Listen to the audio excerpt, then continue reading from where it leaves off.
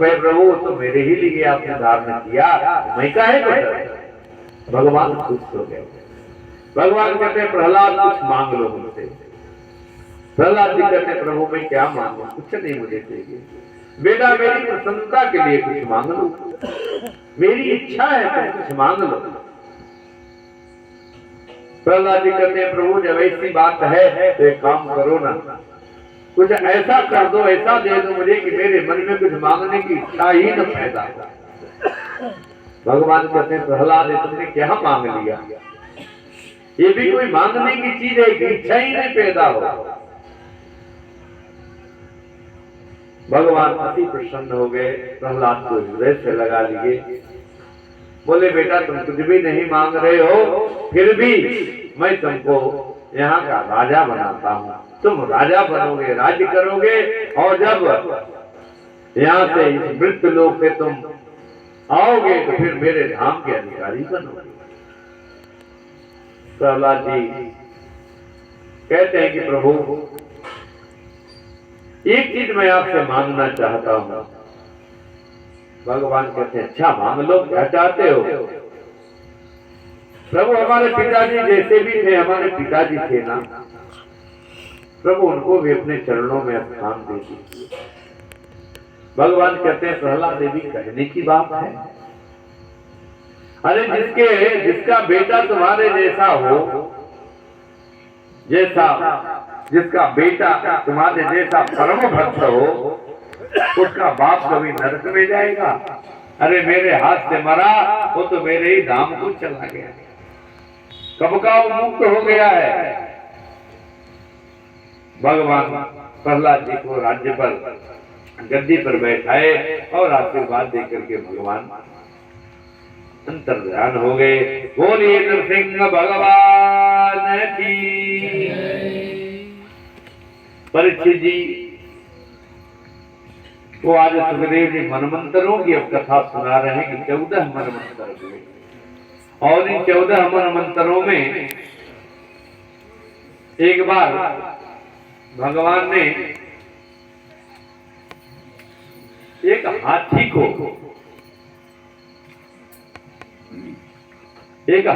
जो है गजराज को ग्राह के मुख से बचाया था। जल पीने के लिए ग्राह के चंगुल में फंस गया गजराज और पुकारा भगवान को, नाम तो किसी का नहीं लिया, लेकिन अंतःकरण से याद उसी परमात्मा को किया। भगवान आए और ग्राह को मारे, गजराज को बचा लिया और गजराज को परम मुक्ति दे दी। परीक्षित जी कहते हैं महाराज ये ग्राह को भगवान ने मारा, उसको भी सदगति प्रदान कर दी, गजराज को बचाए उसको भी मुक्ति प्रदान की। ये जो ग्राह था जिसको भगवान ने मारा था कौन। बोले पूर्व जन्म में हूहू नाम का एक गंधर्व था, और हूहू नाम का जो गंधर्व था लोगों को हंसाया करता था, जोकर था एक तरह का। देवल नाम के एक ऋषि से स्नान कर रहे थे और छिप करके जल में डूब करके जाकर के उनका पैर पकड़ लिया, और देवल ऋषि एकदम उनकी सांसें टंग गई कि भाई कौन जानवर पकड़ लिया।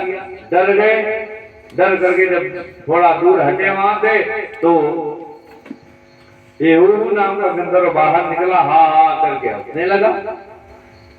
देवल ऋषि ने श्राप दे दिया, बोले जाओ तुमको पैर पकड़ने की ज्यादा सूझ रही है ना, तो जाओ ऐसे ही तुम पैर पकड़ोगे, जाओ जलचर जीव बन जाओ, ग्राह बन जाओ।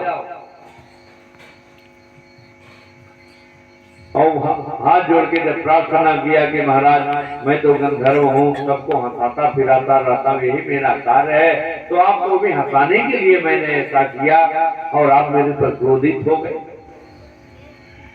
महाराज जी ने आशीर्वाद भी दिया, जाओ ऐसे ही पैर पकड़ते रहोगे तुम्हारा भी कल्याण हो जाएगा।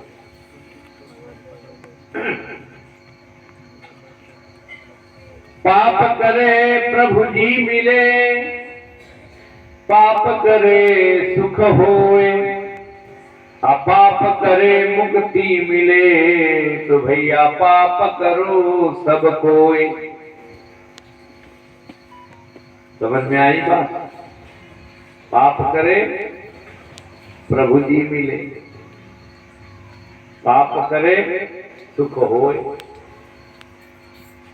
पाप करे मुक्ति मिले, इसलिए पाप करो सबको। समझ में आ रही है बात?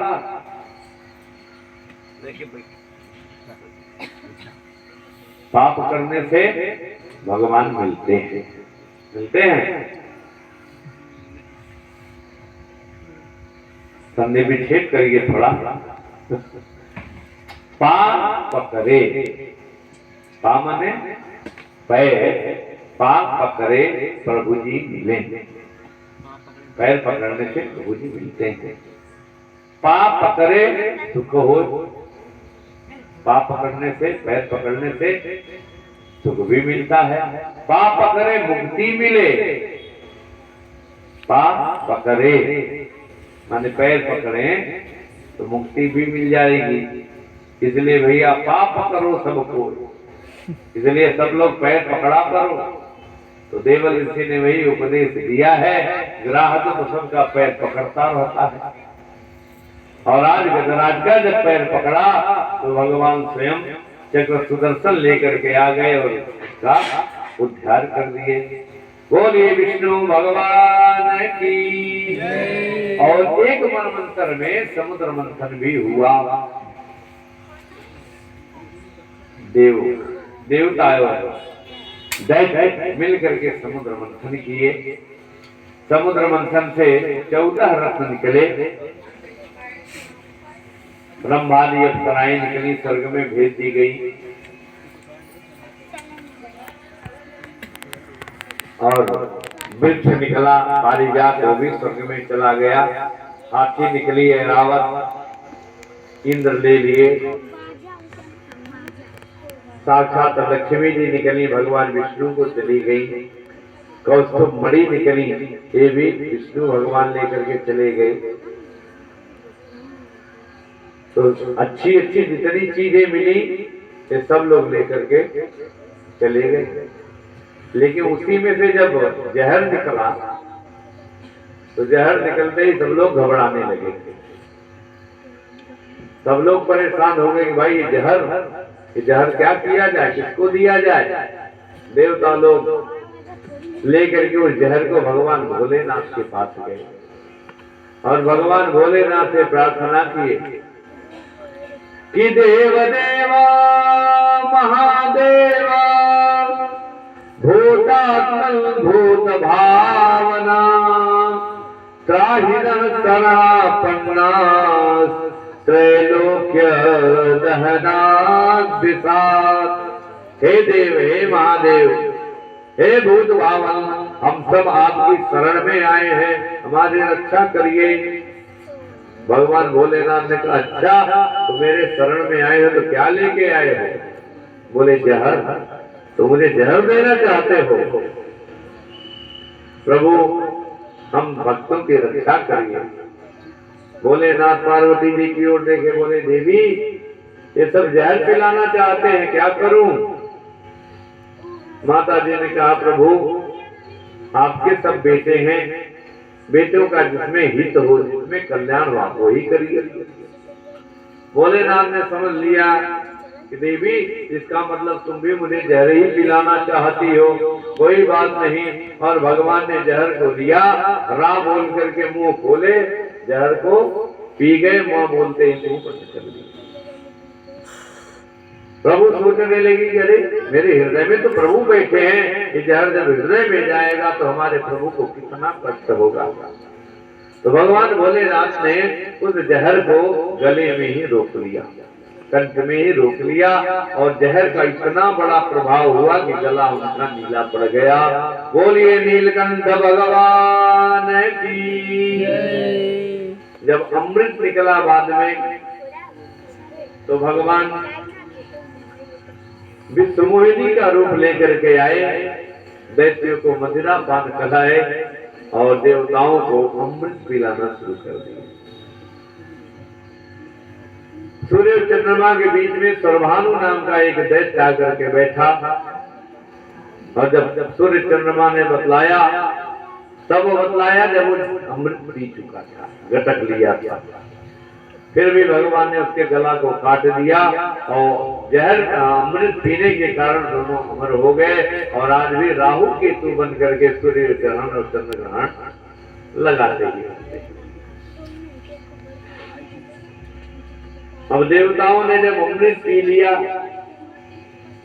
दैत्यों को बड़ा क्रोध है कि हम लोगों के साथ छल हुआ है। शुक्राचार्य के पास गए, बोले महाराज क्या किया जाए। शुक्राचार्य ने कहा देखो एक उपाय है, ब्राह्मणों की खूब सेवा करो। ब्राह्मण यदि प्रसन्न हो गए तो स्वर्ग पर तुम्हारा ही आधिपत्य है, तो ब्राह्मणों की खूब सेवा करो। अब ब्राह्मणों की खूब सेवा होने लगी। एक बार दुर्वासा जी स्वर्गलोक में गए और इंद्र उस समय हाथी पर बैठ करके कहीं जाने वाला था। और दुर्वासा जी स्वर्गलोक से भगवान विष्णु का दर्शन करके गए थे। भगवान विष्णु की माला अपने गले में डाल दी। इंद्र के पास गए, सोचे भाई राजा है, क्या मैं भेंट में दूं? तो बड़ी प्रसन्नता पूर्वक अपने गले की माला उतारे और इंद्र को पहना दिए। बोले इंद्र ये कोई साधारण माला नहीं है, ये तो भगवान विष्णु की माला है। प्रभु ने मुझे दिया कृपा करके अपनी माला, और ये माला भगवान विष्णु की दी हुई माला मैं तुम्हें पहना रहा। लेकिन इंद्र तो अभिमानी, उसको माला की कीमत समझ में नहीं आई। और जब ही महाराज जी माला पहना करके थोड़ी दूर गए, सोचने लगा बताओ भगवान ने उतार के माला इनको पहना है, अभी अपनी उतारी माला हमको पहना रहे, मेरी कोई कदर ही नहीं है। और उसने क्या किया, वही माला उतारा अपने हाथी के गले में डाल दिया। और हाथी को माला से क्या लेना देना। हाथी उस माला को तोड़ी और पैर के नीचे दबा करके कई टुकड़ा में फेंक दिया। दुर्वासा जी कुछ ही दूर गए थे, सोचने लगे इंद्र हाथी पे बैठ के जा रहा है, हमारे प्रभु की माला पहन के कैसा लग रहा है, जरा मैं एक नजारा ले लूं। और जब ही देखा तो हाथी माला को तोड़ करके फेंक रही थी। बड़ा क्रोध आया इनको, बोले जाओ श्रीहीन हो जाओ, श्राप दे दिए। संयोग हुआ एक दिन इंद्र बैठ करके नृत्य ज्ञान में, नृत्य इत्यादि सब होते रहते थे उसके यहाँ, अप्सराएं सब नाच रही थी। और ठीक उसी समय देवताओं के गुरु बृहस्पति जी पहुंचे। अब इंद्र देखने में, नृत्य गान में इतना मशगूल था, सोचा कि गुरु जी आए हैं, गुरु जी इनका प्रणाम करना पड़ेगा, अगर सम्मान करना पड़ेगा तो बढ़ती आने लगा। सोचा आए हैं गुरु जी बैठेंगे न कहीं, गुरु जी बैठे नहीं, इंद्र की इस हरकत को समझ गए।